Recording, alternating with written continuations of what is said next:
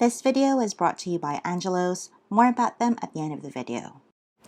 So a few weeks ago, I wanted to eat Filipino food I can't cook, so I decided to go to a Filipino restaurant. Let me take you to what my headspace was like at the time. Oh wow, they have pico. I really want to eat that. But I'm flying solo today. Won't I seem weird? What if somebody starts talking to me? What if they ask me questions about my personal life? What if somebody starts pushing me to date their son or nephew like last time? Oh my god, it's so stressful. Maybe I should just stay home. So yeah, just the idea of going gave me so much social anxiety that I almost didn't go.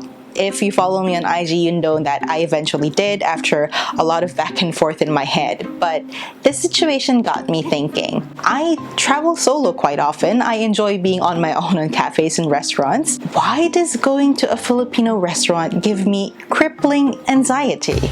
So to me, it seemed that this particular anxiety is attached to the fact that the restaurant I was going to was Filipino. So maybe it brought me back to how I was in the Philippines. And I started thinking, did my personality change after moving to Japan? And have others experienced this as well? So I started looking it up online, and I actually found articles of people saying that their personalities have changed after moving to a different country. But it seems like it's actually the opposite, especially for people moving to a country where their native language is not applicable. The usual pattern seems to be that someone moves to a different country and they used to be sociable back in their home country, but they become a little bit more introverted after moving because they're unable to express or communicate themselves in the same way. And to an extent, I've experienced that. Like my first 6 months in Japan, I was barely communicating with anybody, and my language skills weren't that good. In fact, I tried to apply for a part-time job at Denny's in like the first 3 months, and I got rejected because I couldn't understand what the other person was saying. Eventually, as my language skills improved, so did my social skills, and I think that explains why I'm quite comfortable with my life here in Japan. I can communicate no matter what the situation is. For example, I can go to a salon and say in words exactly what I want done. I can go to clinics explaining symptoms. I can express my opinions in the workplace, and I can make my Japanese friends laugh with cheeky, somewhat borderline disrespectful comments. But this doesn't really explain why I'm not as well equipped when navigating experiences involving Filipinos, right?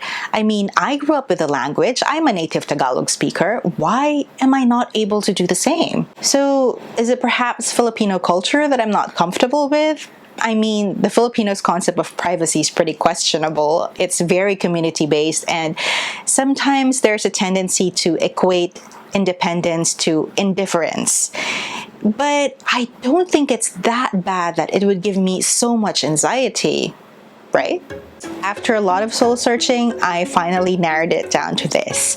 It's not Filipino culture per se, it's the environment I grew up in. You see, I was born as a child out of wedlock, and honestly, what's the big deal, right? Like, for the first 5 years of my life, I was pretty nonchalant about this fact, but when I was 6, my family moved to a different place. And you know, in Filipino culture, people live in extended families. So I was in a house with a different set of relatives, and that's where it all went wrong. So this new set of relatives, I don't really know what they were going through at the time, but consciously or unconsciously, they were taking out perhaps their own misery to a kid, which was me, who was only 6 years old at the time. Almost every day, they would find ways to drill into my head to let me know that for them, my existence was an anomaly and that I was lowborn and didn't deserve to be there. The Philippines is pretty much a class society, and I don't know, maybe this set of relatives had some kind of like, we're upper class fantasy and we're gonna look down on you. But they really weren't. Sorry to burst their bubble. I don't think they're watching this, but anyway. Anything in that house that I found a liking to, they took away from me.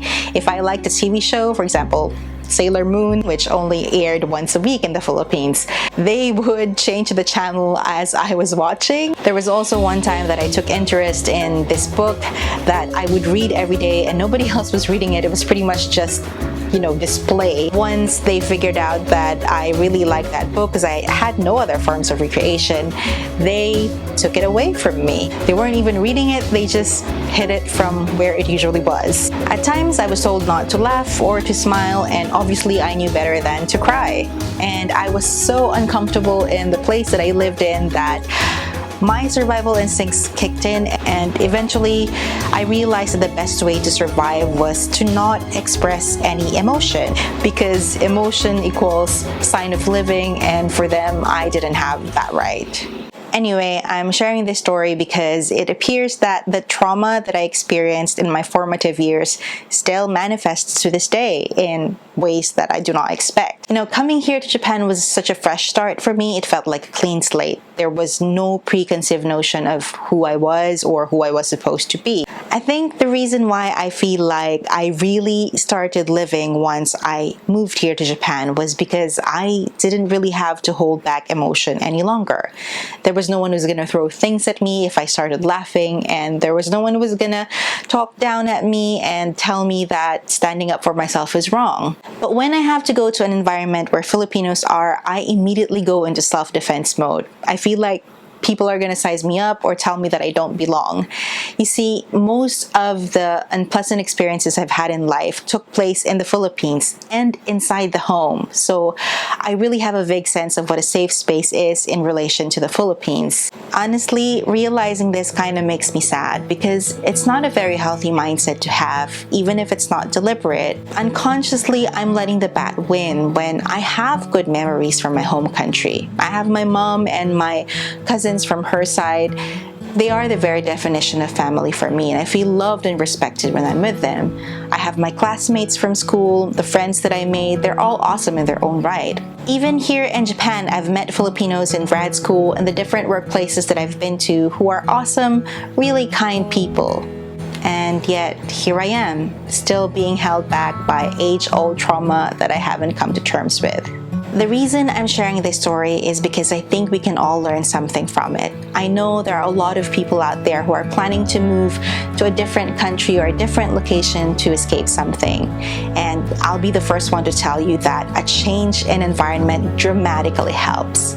But outside stimulus is just one thing, and even if you move, there's still a lot of fixing on the inside that you have to do. Just keep that in mind. I guess this just shows that I'm still very much a work in progress, but at least I recognize the sore spot, right? That's the first step to fixing it. Anyway, that's my story for today. What about you guys? What's your moving to Japan or moving to a different country story?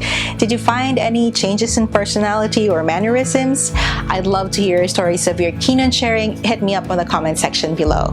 This has been Tokyo Past 3. Stay right there for a sponsored message. I want to thank today's sponsor, Angelo's. If you love delicious food, but you get social anxiety every now and then like me, or you just simply want to enjoy it at home, Angelo's can help with that.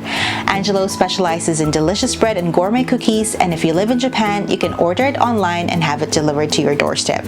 Currently, I am obsessed with their Yorkshire cakes. I mean, just look at them. They are delish. And exclusive to the viewers and readers of Tokyo Past 3, you can get 15% off your first purchase if you use my offer code MIZ15. That's MIZ15 for 15% off your first purchase. And with that, I bid you goodbye for now. I hope you enjoyed today's video. It's a little bit more personal than usual, but I think we can pick something of value from it. This has been Michelle for Tokyo Past 3. I'll see you again next time. Bye!